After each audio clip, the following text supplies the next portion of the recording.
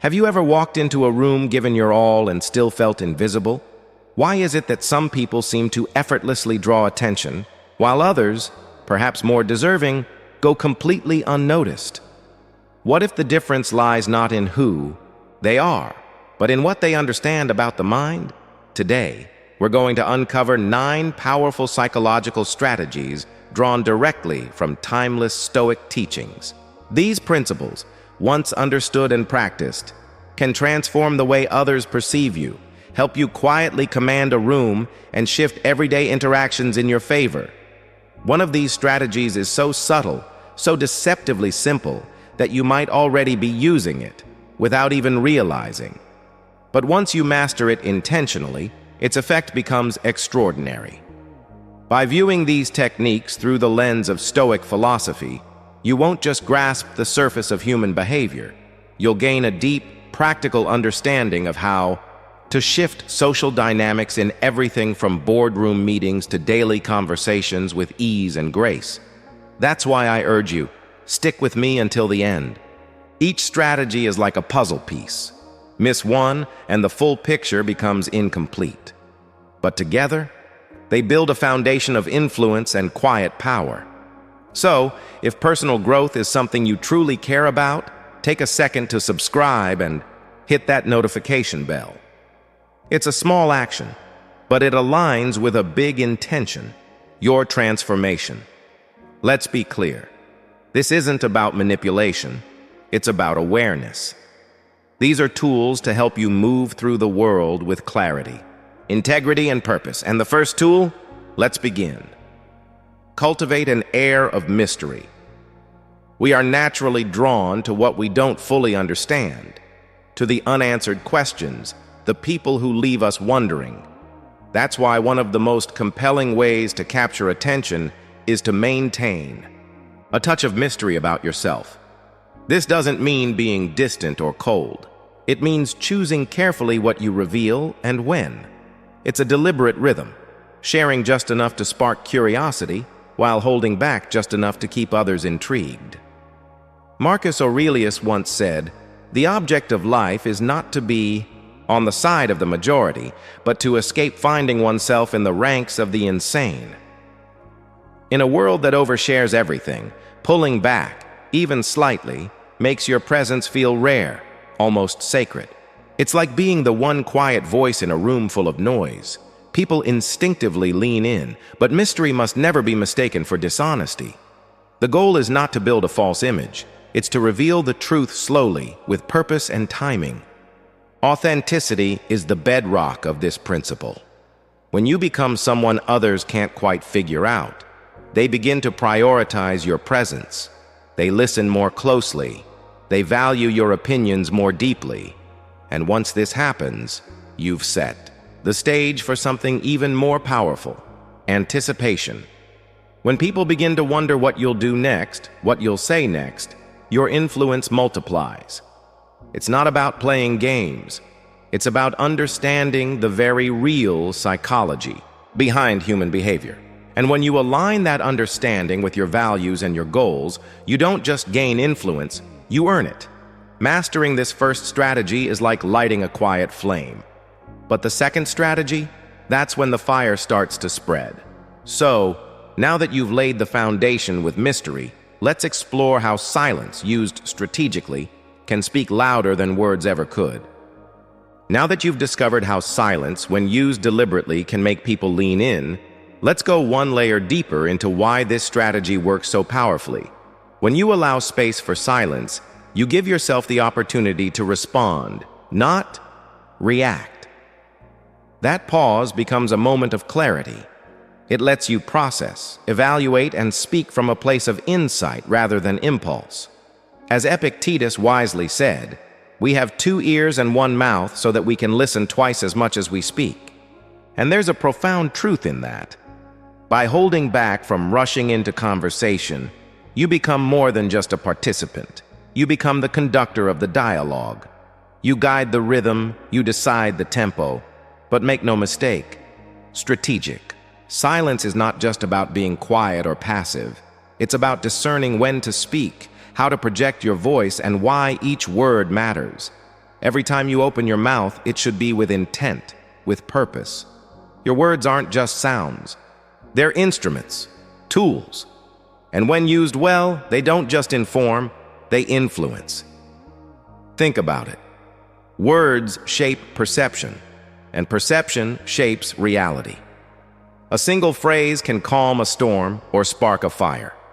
Still, as with any powerful tool, silence requires skillful use. Overdo it, and you risk coming off as distant, cold, or disinterested.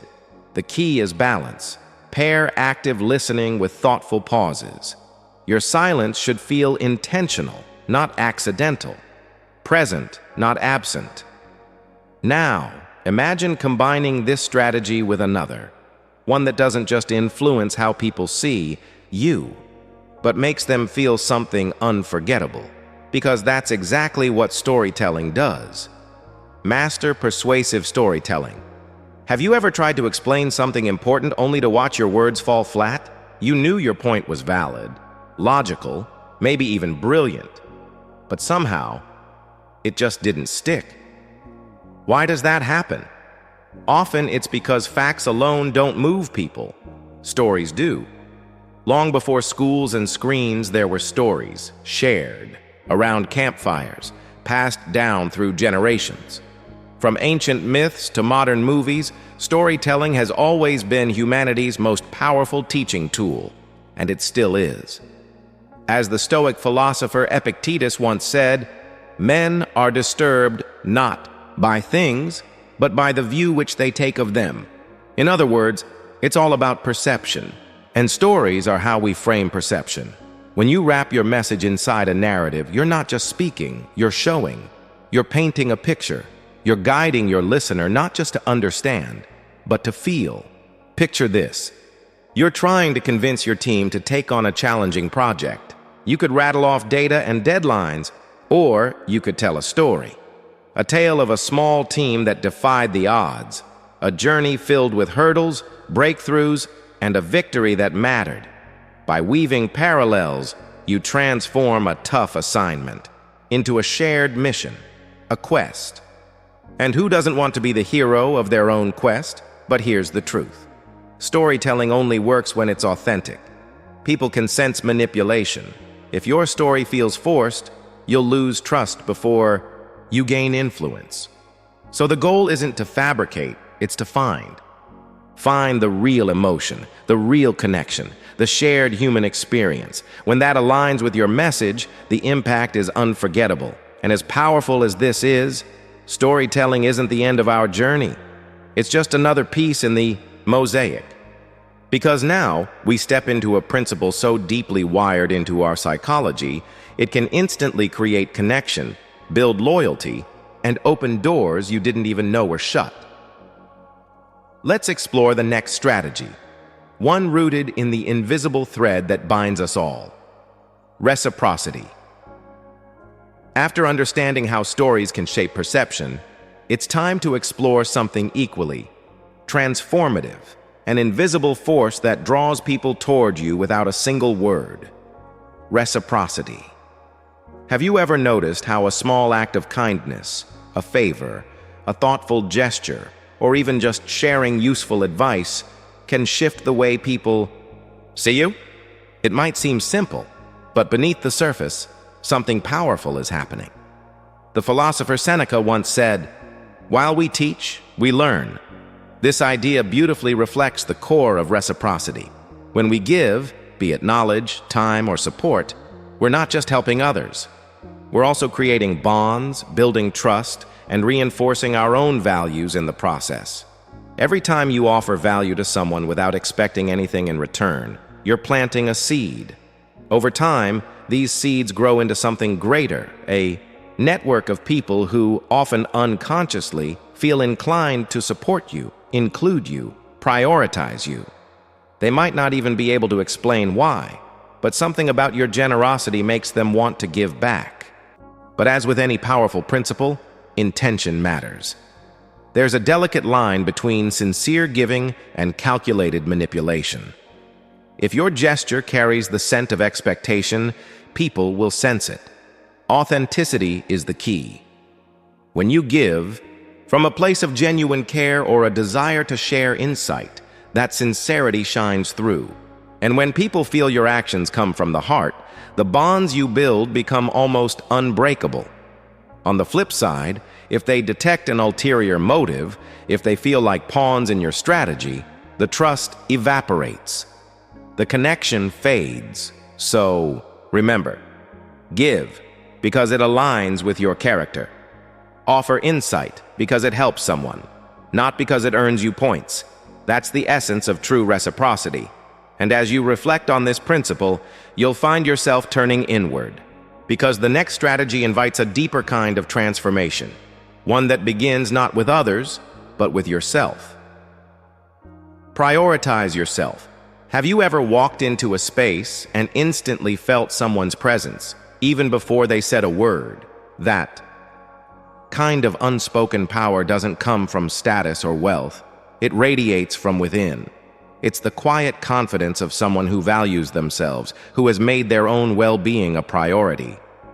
Influence doesn't begin with external validation.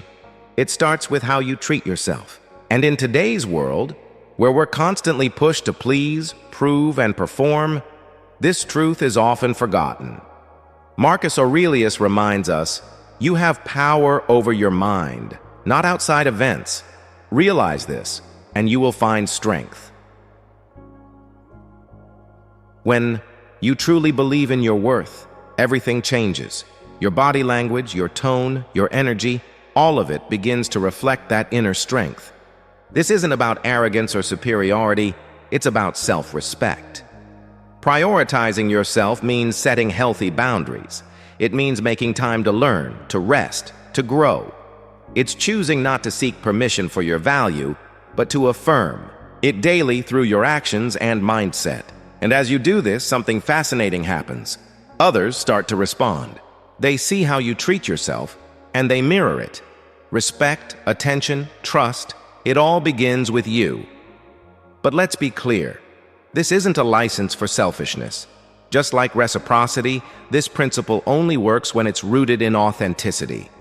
True self-love isn't about excluding others. It's about showing up for yourself so you can show up better for the world around you. By investing in yourself, you broadcast your worth, and in doing so, you unconsciously invite others to value you too. Still, this is just one piece of the greater puzzle. Because even with self-confidence, reciprocity, and storytelling, your impact hinges on one essential ability: your capacity to truly hear others. Let's now uncover how mastering the art of genuine listening can turn simple conversations into lasting connections, and even convert skeptics into allies. After exploring the power of prioritizing yourself, we now shift to a quieter, but equally commanding, form of influence: the ability to genuinely listen. True listening isn't just about keeping quiet while someone else talks. It's a deliberate act of presence, mentally, emotionally, and often intuitively. When you master the art of listening, you begin to hear more than just words. You tune into the unspoken, the hesitation in a voice, the weight behind a sigh, the story hiding beneath the surface. This kind of presence turns you into more than a passive listener. You become someone others trust with their truths. And with that trust comes something rare: the power to influence, not through force or persuasion, but through deep understanding. By truly listening, you become a confidant, a keeper of insights, a quiet force in the background who shapes conversations simply by being present. It's in this stillness that you become remembered and respected. But now let's take that presence a step further. Create a sense of scarcity. Human nature is wired to value what feels rare. Scarcity, whether in time, attention, or presence, has always carried a certain mystique. Think about it. Why is a rare gem more precious than a common stone? Why does the limited edition item spark more desire than one that's always available? The same principle applies to people. Imagine you're at a social event. Most guests are eager to chat, mingling endlessly, filling every silence. But then there's someone else, someone who appears briefly, speaks with intention, makes each interaction meaningful, and then gracefully steps away. Who leaves the deeper impression? More often than not, it's the one who was less present, but more purposeful. Creating a sense of scarcity doesn't mean playing games or being distant for the sake of it. It's about valuing your own time, about understanding that when your presence becomes intentional and limited, it also becomes more memorable. Marcus Aurelius captured this well when he wrote, "Very little is needed to make a happy life. It is all within yourself, in your way of thinking." Scarcity begins not by withholding from others, but by recognizing the value of your own energy and attention.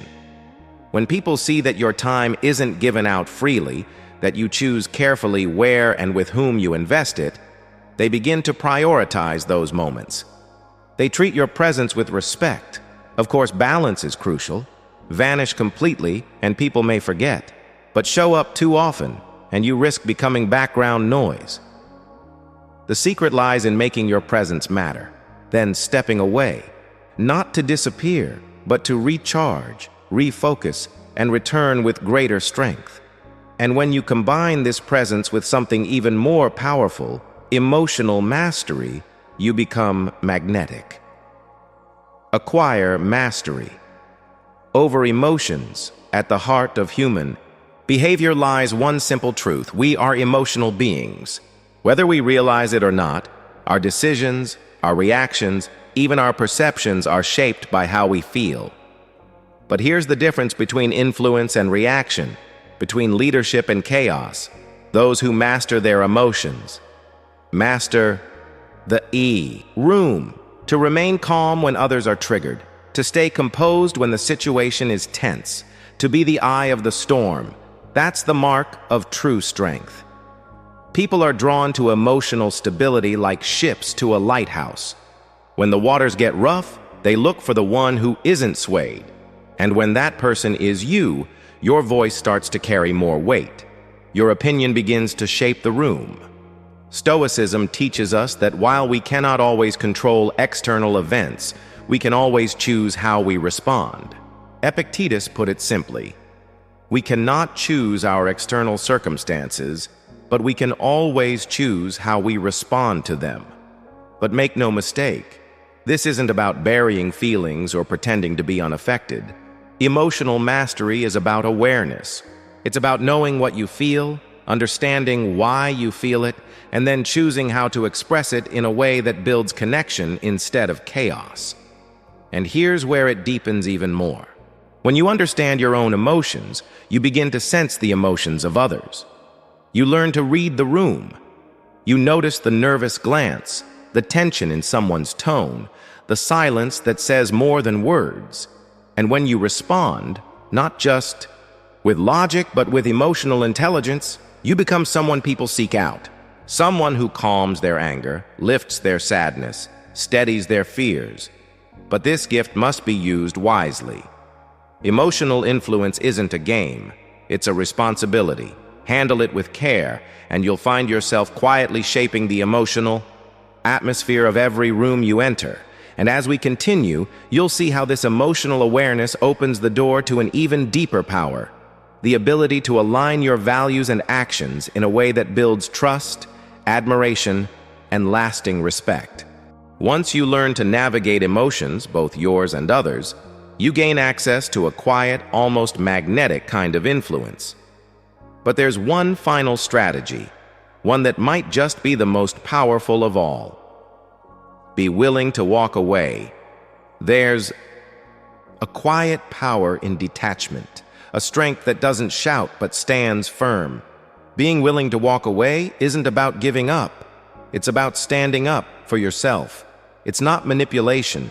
It's not dramatics. It's clarity. It's a deep-rooted awareness of your own value and a refusal to compromise it. When you truly know your worth, staying becomes a choice, not a desperate reaction.